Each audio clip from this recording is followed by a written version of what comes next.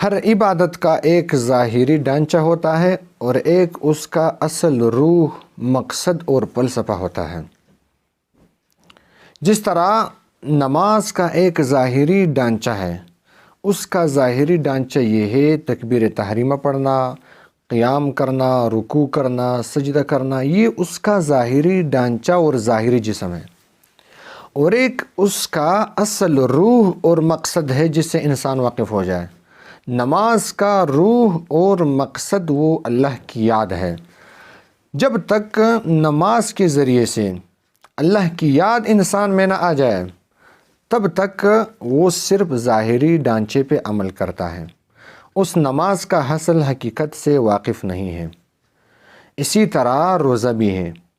روزے کا ایک ظاہری ڈھانچہ ہے، ایک ظاہری شکل صورت ہے، اور ایک روزے کا اصل روح، معنی اور فلسفہ ہے۔ جب تک روزے کا اصل روح، معنی اور فلسفہ انسان کے اندر نہ آ جائے، انسان اس پر عمل نہ کرے، تب تک اس کا جو روزہ رکھنا ہے وہ بیکار ہے۔ ویسا روزہ ایک بہت ہی بڑا عمل ہے، بہت ہی بڑا عمل ہے۔ آپ اس کا اندازہ اس حدیث قدسی سے لگا سکتے ہو۔ نبی کریم صلی اللہ علیہ وسلم فرماتے ہیں کہ اللہ تبارک و تعالیٰ نے فرمایا کہ روزہ یہ عمل خاص میرے لیے ہے اور اس کا جزا میں دے دیتا ہوں۔ فرشتے اس عمل کا جزا نہیں دیتے ہیں، فرشتے اس عمل کا جزا نہیں لکھتے ہیں۔ باقی جتنے اعمال ہیں ان کا جزا وہ اللہ کی حکم سے، اللہ کی اجازت سے فرشتے لکھتے ہیں، لیکن روزہ وہ واحد عمل ہے جس کا بدلہ اللہ جل شانہ خود دے دیتا ہے، اپنی طرف سے دے دیتا ہے، فرشتوں کو حوالہ نہیں کرتا۔ اس سے آپ اندازہ لگائیں کہ روزہ کتنا بڑا عمل ہے۔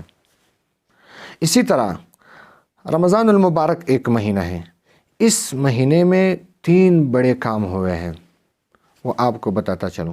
سب سے پہلا اور سب سے بڑا کام وہ رمضان المبارک کے مہینے میں یہ ہوا ہے، شہر رمضان الذی انزل فیہ القرآن ھدی للناس وبینات من الھدی والفرقان۔ اس مہینے میں اللہ جل شانہ نے قرآن کریم کو نازل فرمایا ہے، رمضان کے مہینے میں۔ یہ سب سے پہلا اور سب سے بڑا کام اس مہینے میں ہوا ہے۔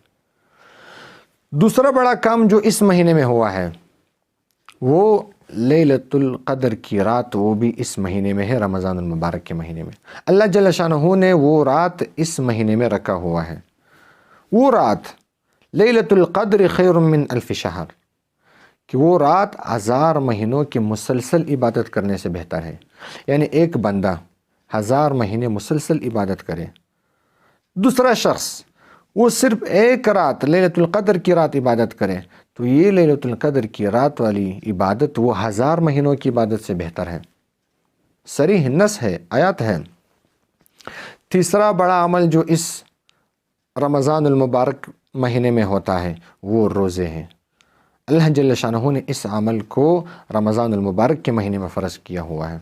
اس سے بھی آپ اندازہ لگا سکتے ہو کہ روزہ کتنا بڑا عمل ہے اللہ جل شانہ کے نزدیک۔ تو یہ جتنا بڑا عمل ہے تو اسی طرح اس کا اصل روح، معنی اور فلسفہ بھی اتنا ہی بڑا ہے۔ روزے کا معنی اور روزے کا اصل روح کیا ہے وہ اللہ جل شانہ نے اس آیت میں بیان کیا ہوا ہے۔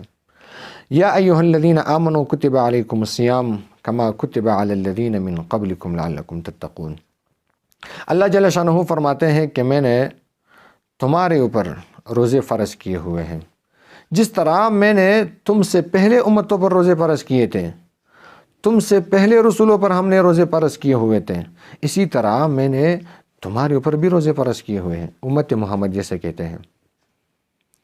روزے کا کیفیت وہ الگ تھا، ان لوگوں پر الگ روزے فرض تھے، لیکن ہم پر روزے کی کیفیت الگ ہے، یعنی الگ طریقے سے روزے فرض کیے گئے ہیں۔ لیکن روزے کا مقصد اور ہدف وہ سب کا ایک ہی ہے، وہ یہ ہے لعلکم تتقون۔ لعل سے اللہ جل شانہ اس روزے کا مقصد اور ہدف بیان کرتا ہے، اس کا روح بیان کرتا ہے کہ یہ روزے اس لیے تمہارے اوپر فرض کیے گئے ہیں تاکہ تمہارے اندر تقوی آ جائے۔ یعنی جس طرح تم پورا دن وہ بھوکے پیاسے رہتے ہو، تم پرہیز کرتے ہو کھانے پینے اور جماع سے، ان 3 چیزوں کا نام ہے روزہ۔ اسی طرح تم نے اپنے باطن کو بھی صاف کرنا ہے، باطنی طور پر بھی تم نے پرہیز کرنی ہے۔ کن چیزوں سے پرہیز کرنی ہے؟ تقویٰ کا مطلب کیا ہے؟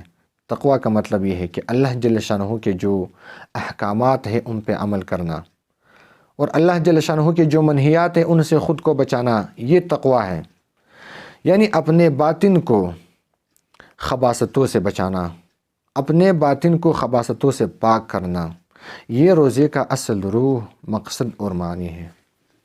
یعنی اگر کسی شخص نے روزہ رکھا ہو، روزہ رکھنے کے ساتھ ساتھ وہ غیبت بھی کرتا ہے، روزہ رکھنے کے ساتھ ساتھ وہ جھوٹ بھی بولتا ہے، روزہ رکھنے کے ساتھ ساتھ وہ تہمت بھی لگاتا ہے، وہ گانے سنتا ہے، وہ اللہ کی جو منہیات ہے ان سے خود کو نہیں بچاتا، ان کا مرتکب ہو رہا ہے، اور اللہ کے جو اوامر ہے ان پہ عمل نہیں کرتا، تو اس شخص کا روزہ بیکار ہے۔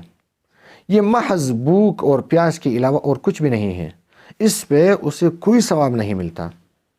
حدیث ہے، حدیث قدسی ہے، نبی کریم صلی اللہ علیہ وسلم فرماتے ہیں کہ اللہ جل شانہ نے فرمایا کہ جو شخص روزہ رکھے اور اپنے روزے میں جھوٹ بولنے سے منع نہ ہو جائے، یعنی وہ اس روزے کی حالت میں جھوٹ بولے اور جھوٹ پہ عمل کرے۔ جھوٹ پہ عمل کرنے کا مطلب یہ ہے کہ وہ منکرات پہ عمل کرے، یعنی اللہ نے جن چیزوں کو منع کیا ہوا ہے ان چیزوں پہ عمل کرے، تو اللہ تعالیٰ فرماتے ہیں کہ اس شخص کا یہ بھوک اور پیاس، یہ محض بھوک اور پیاس کے علاوہ میرے سامنے کچھ بھی نہیں ہے، یعنی یہ تو صرف بھوک اور پیاس ہے۔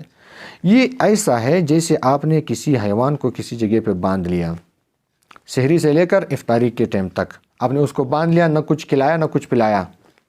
یہ اس کا مثال تو ایسا ہی ہے، کیونکہ اس نے اپنے اندر جو عبادت کا اصل روح ہے، روزے کا اصل روح، معنی اور فلسفہ ہے، اس پہ عمل نہیں کیا، وہ اپنے اندر نہیں لایا۔ وہ کہتے ہیں کہ رسم اذان رہ گئی، روح بلالی نہ رہی، فلسفہ رہ گیا، تلقین غزالی نہ رہی۔